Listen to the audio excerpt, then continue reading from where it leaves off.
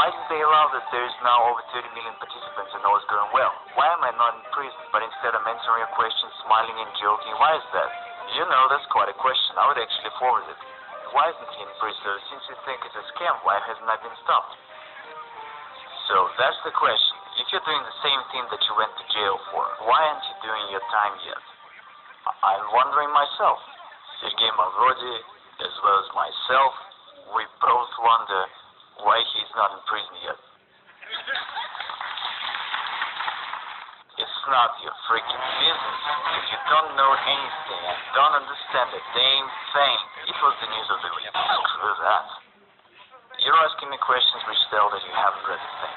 Why have you come here then? You don't know what it's all about. You say such foolish things that tells you don't understand what you're talking about whatsoever. Everyone perceives it in a manner that is quite clear to everybody intuitively that one can steal in this case. And the situation that one doesn't want to steal evokes amazement, and no one believes it. Is our society really that sick? I don't violate the law, the rest doesn't bother me. My motives are on the other level, totally moral. I've got to do this because it is my civic duty, and it's the only reason. It's not about money. I think that if I can help people, I must do it. I reckon it as my civic duty, and I consider myself to be right, and absolutely nothing can stop me. Man of deceived investors. He's a fraud, and he deserved what he got. I have never deceived anyone. Neither do I deceive now. I honestly say that this is a pyramid. You're gonna lose your money. There are certain risks, no guarantees, no promises.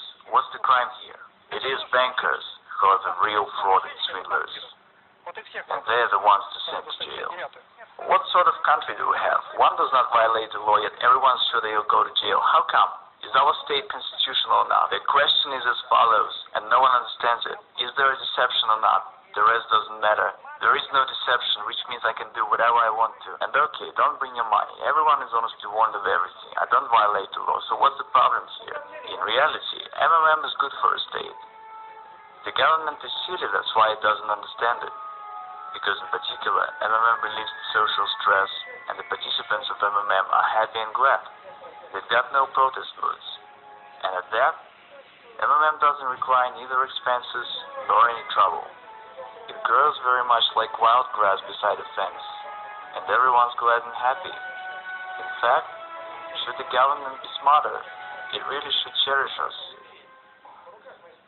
When I came to the house of Russian Federation Parliament, the entire Duma turned to me to change their money. They all had played, but they did it anonymously. See, I had no need to talk to any high officials. Was there an opportunity to come to terms? Would they come to an agreement?